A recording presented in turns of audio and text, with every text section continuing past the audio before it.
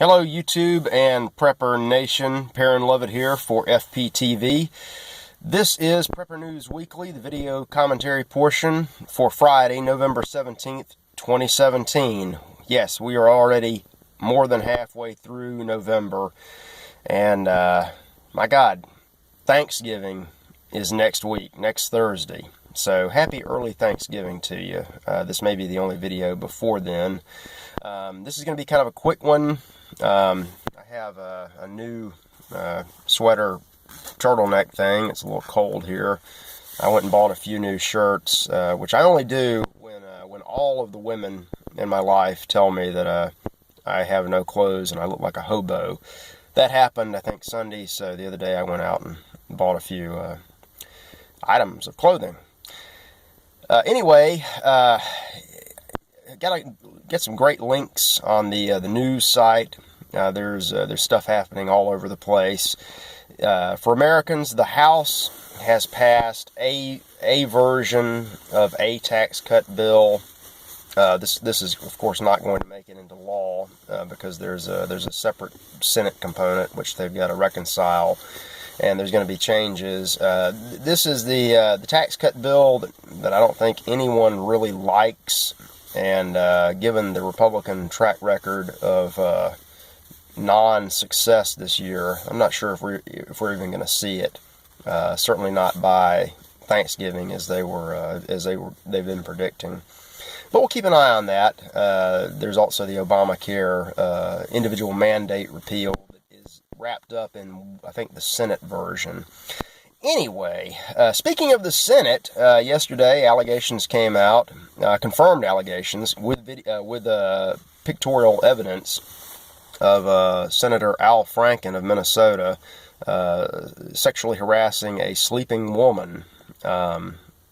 This goes to show you can't be too partisan, because a lot of my liberal friends have been all over Roy Moore lately. Roy Moore needs to resign, needs to get out of the race.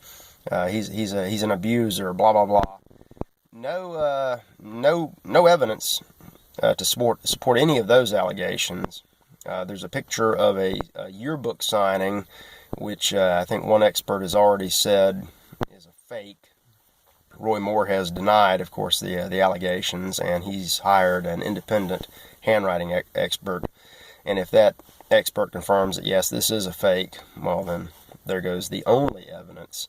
Amid many accusations against Judge Moore, who I met very briefly one time, and I think these allegations are totally out of character for him. I've never met Mr. Franken. I watched him on Saturday Night Live. I thought he was funny. I of course, don't think the picture is funny. I did not know who Leanne Tweedum was until yesterday, and she is a very attractive woman and apparently very intelligent. So anyway, don't be too fast to jump on all of these stories, and they're coming out about everybody. It started with Weinstein and Hollywood, and then it was, I think Sylvester Stallone was accused yesterday, Kevin Spacey. I think we're 5 or 6 names away from everybody being accused. Some of these accusations are going to be true, and some are going to be false. But it is interesting, the reaction that you get. The establishment Republicans, Mitch McConnell and company in Washington, John McCain, immediately condemned Roy Moore and said that he must immediately drop out of the race. And if he didn't, then they would refuse to seat him, or they would seat him and then unseat him somehow.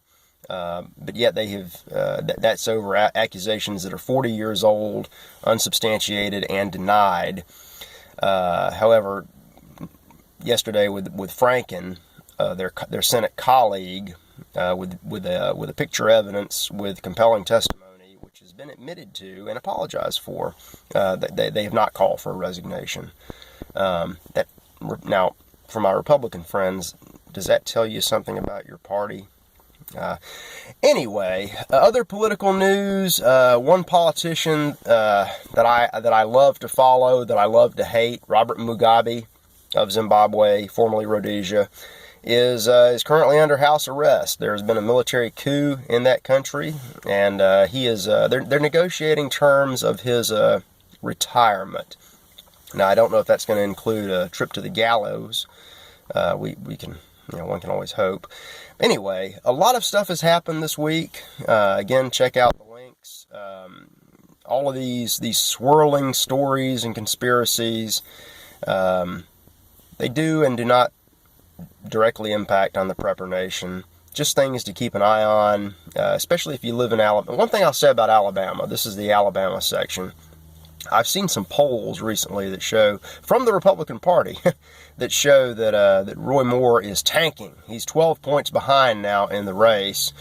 This is from the GOP itself, and Vox Day said that they probably polled 12 Republican senators, Paul Ryan, and some homeless guy. Any way they can find defeat. Wall Street Journal had an editorial that I suspect was written by somebody at the GOP, and the byline was that it would actually be better for the Republicans to lose the seat than to have Roy Moore elected.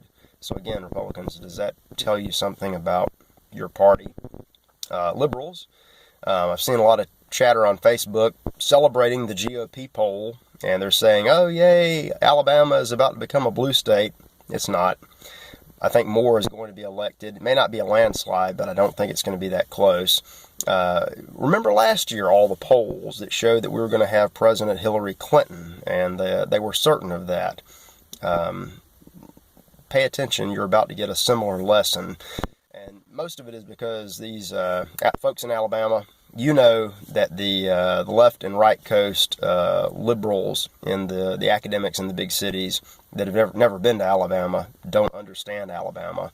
And for everybody else, you can substitute, West Texas, Northern California, the North Woods of Maine, anywhere that isn't a big city, you can substitute that for Alabama. Just a bunch of deplorables, just a bunch of racist slave owners, incestuous hicks, and bigots, but you're all of a sudden going to become a blue state because of some 40-year-old accusations. Interesting to see how this one plays out. I think I know. And 7 minutes and 32 seconds, going a little long here, starting to ramble. I've got to make an extensive multi-state drive, so I'm going to leave you. Have a great weekend, and I'll see you back next week.